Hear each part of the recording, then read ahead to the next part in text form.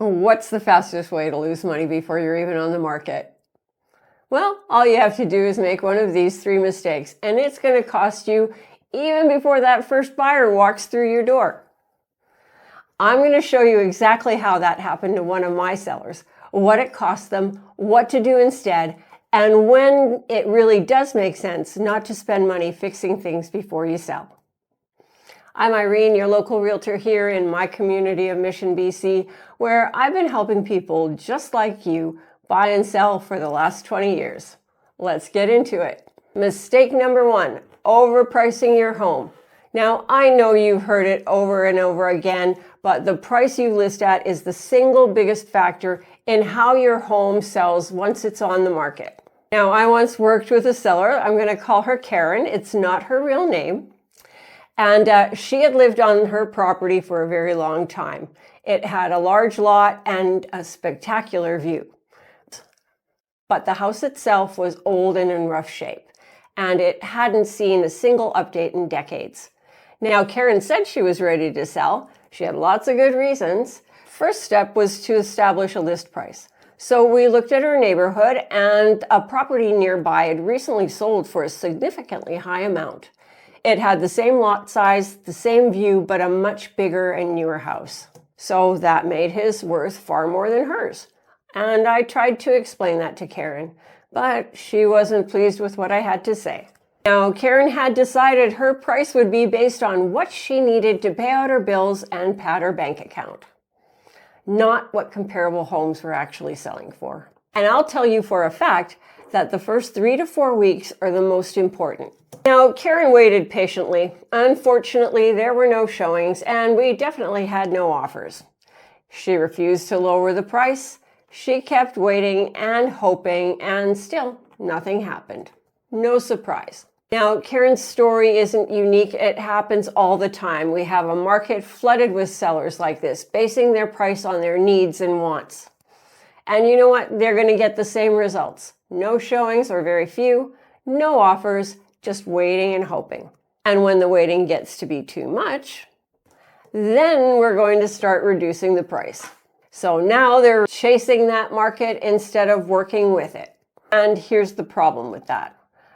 The longer a home's been on the market, the more buyers start to wonder what's wrong with it. It becomes a red flag. The house becomes less desirable with each passing week.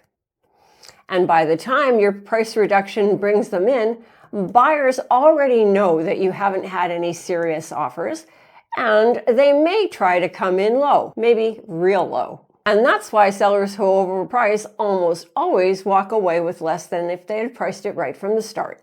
Mistake number 2, condition of your house. Now, Karen's price was only part of the problem. The condition of the house was working against her too. When I did a walkthrough, the house was in very poor condition, and it wasn't worth a lot. It needed a lot of repairs, and most of the value at that point was in the lot.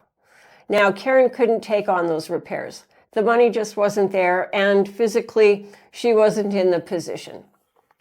So that's fine, but you need to understand that the value of the home directly reflects the condition that it's in. Now, Karen wouldn't accept that. She held on to her delusional price, believing that the right buyer would come along and magically pay what she wanted. It didn't happen, and the house is still unsold. Not making improvements wasn't the mistake.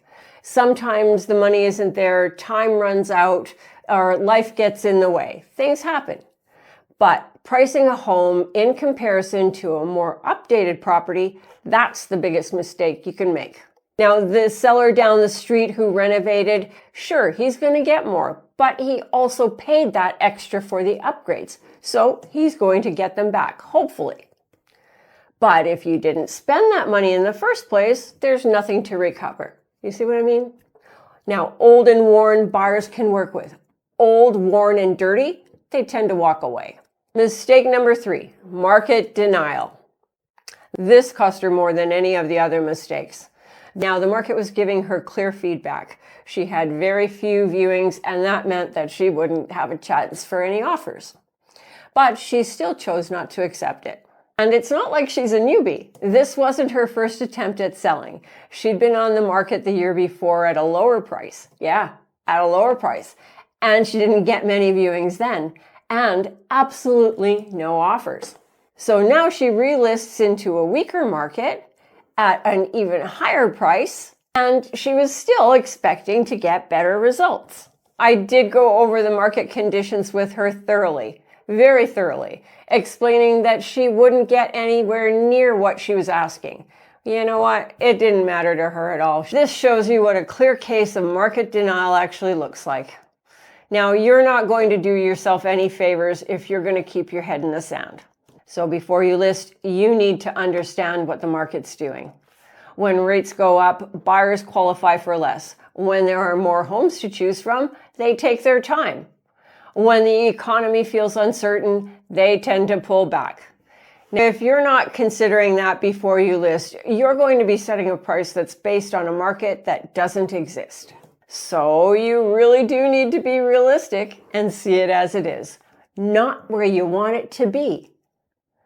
That's the difference between selling successfully and just having a for sale sign on your lawn. So all you have to do is avoid these 3 mistakes, and you're going to give yourself the best shot. Get them wrong, and it's going to cost you a lot of time, a lot of stress, and money.